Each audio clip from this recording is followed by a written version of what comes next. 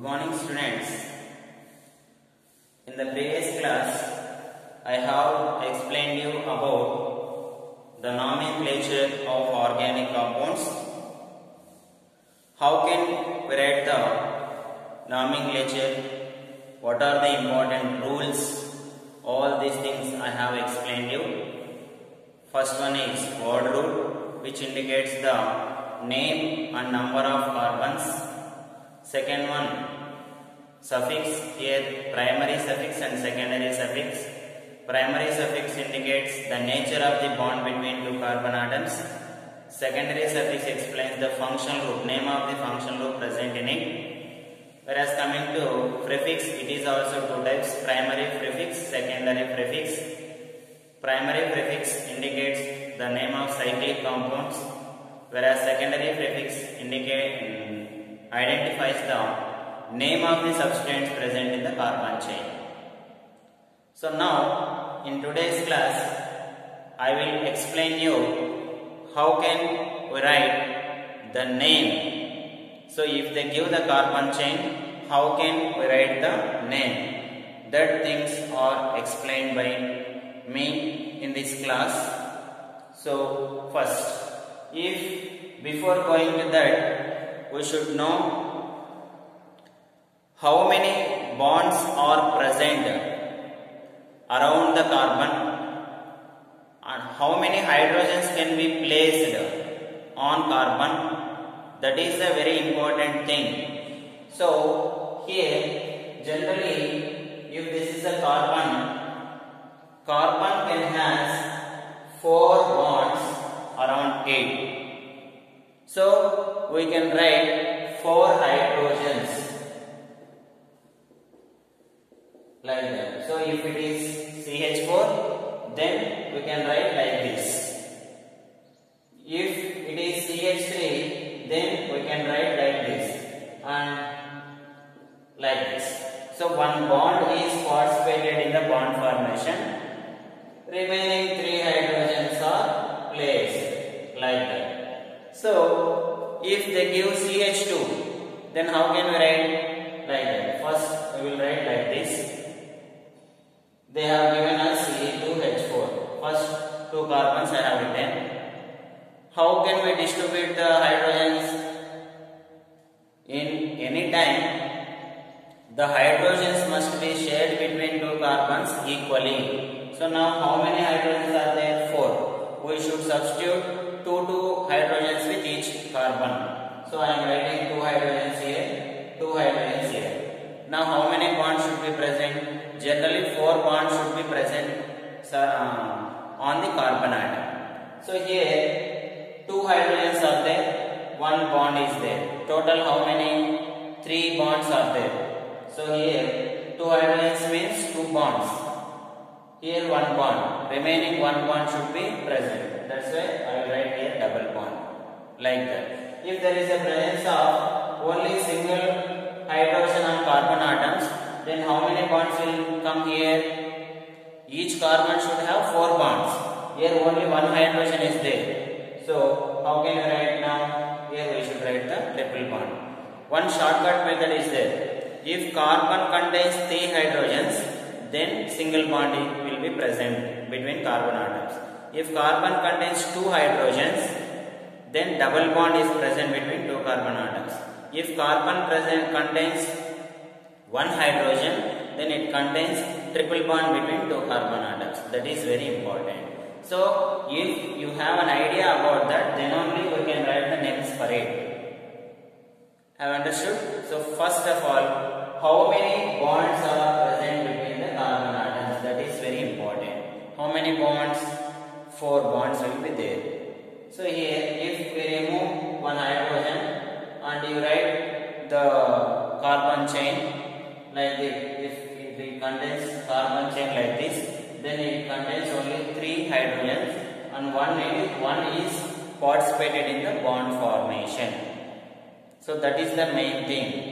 And also the main thing is, while writing the nomenclature, the balancing of hydrogens are very important. So see here, first of all, if they give C4H10. If they give like this, then how can we write the chain? How can we write the chain means, first how many carbons are there here? 4 carbons. So first of all we should write the 4 carbons like this. How can we write the carbons? 4 carbons like this. So we should balance the hydrogens. How many hydrogens are there here? 10 hydrogens. Now first, how many hydrogens we should write here? How many bonds are there here? Only single bond. If one bond is removed, remaining how many bonds are present on carbon atoms? 3 carbons. 3 bonds. So how can we balance it? We should write 3 here. Okay na? And here, come to this carbon. How many bonds are surrounded by this? This bond is applicable to both of these. So here this carbon has 2 bonds around it. Remaining how many bonds it should require? Generally how many bonds are present on carbon? 4. Here there are already 2. Remaining how many bonds should be present on it? 2. That's why we should write 2 hydrogens here. Whereas coming to here, how many bonds are surrounded by it? 2 bonds. Remaining how many hydrogens are remaining? How many bonds are remaining? 2. Here bonds are comparing with hydrogens, like that I am telling. So here remaining how many hydrogens we should write? 2. Whereas coming to this, here it is surrounded by only 1 bond. So remaining how many hydrogens we should write? 3 hydrogens. So 3 plus 2 5, 5 plus 2 7, 7 plus 3 10. 10 hydrogens and 4 carbons. So first thing, we should have an idea about this. If do not have an idea about this, we cannot write any chains, or we cannot write any name of the carbon atoms. That is the main thing. Similarly, if they give name, or if they give another way, so like that, if they give C2H4, how can we write? C2H4. How can we write? First of all, we should write 2 carbons. Okay na? How many hydrogens? 2 hydrogens. 4 hydrogens are there. Here I am writing 2 hydrogens. Here I am writing 2 hydrogens.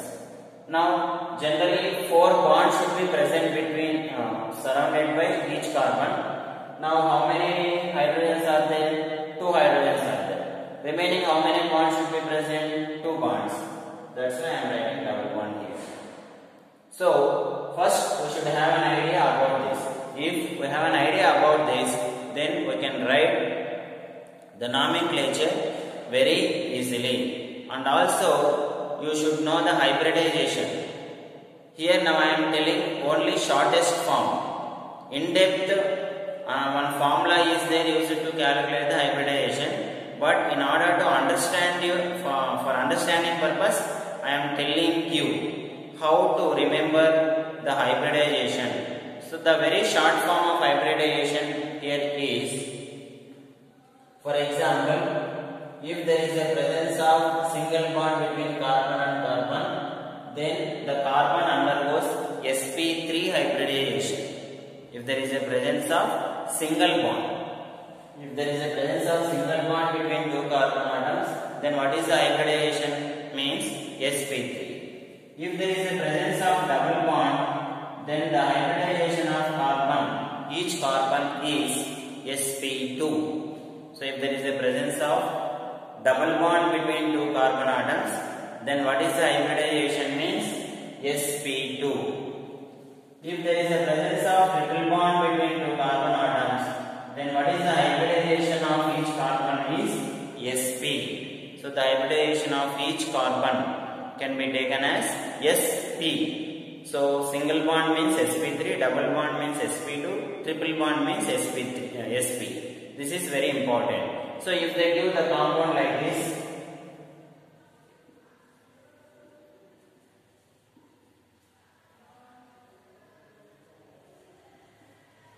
then how can you write the nomenclature of hybridization of each carbon?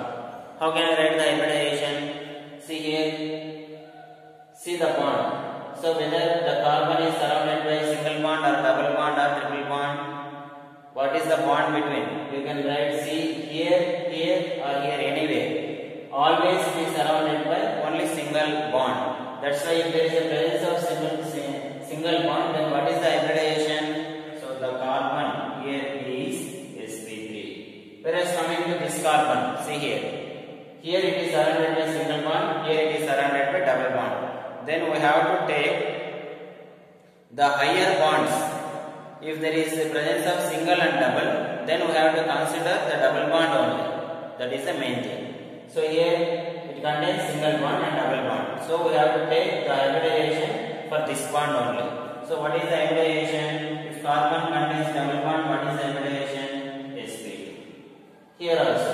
Here it is surrounded by double bond and single bond.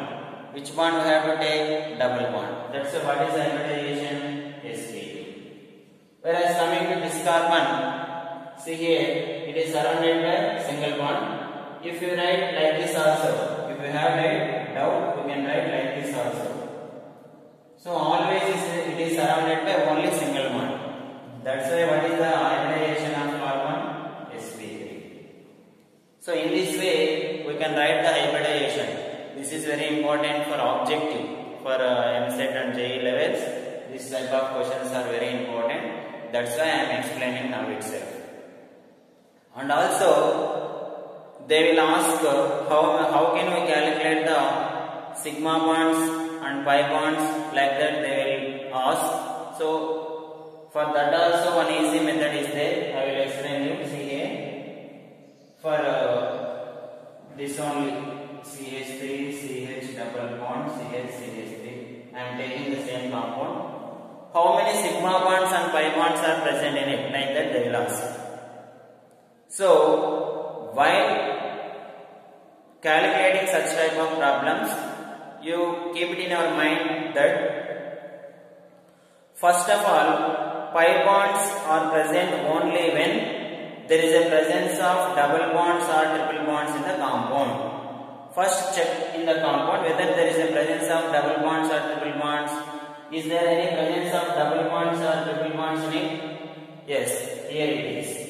There is a presence of double bond in it. If it contains double bond, then it contains one pi bond.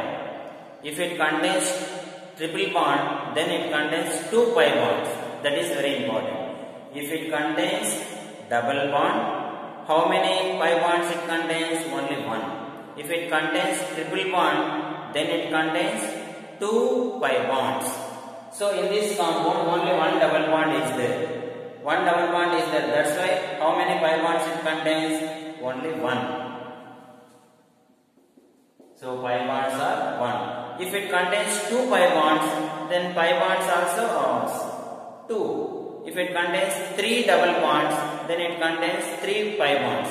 If it contains four double bonds, then it contains four pi bonds, like that. And sigma bonds can be calculated as C. Count the total number of atoms. How many total number of atoms are there? Here one carbon, three hydrogens. Total how many? 4, 5, 6, 7, 8, 9. 9 plus 3, 12. So sigma bonds are 12 minus 1. So that is nothing but the total number of sigma bonds are 11. So total number of atoms minus 1. That is the formula used to calculate the sigma bonds. Total number of atoms minus 1. That is the formula used to calculate the sigma bonds. So in this way, these are the basic things in order to know about the nomenclature. So while writing nomenclature, these things must be very important. That's why I am telling here. Okay, thank you. In next class, I will explain you how to write the nomenclature of the compound.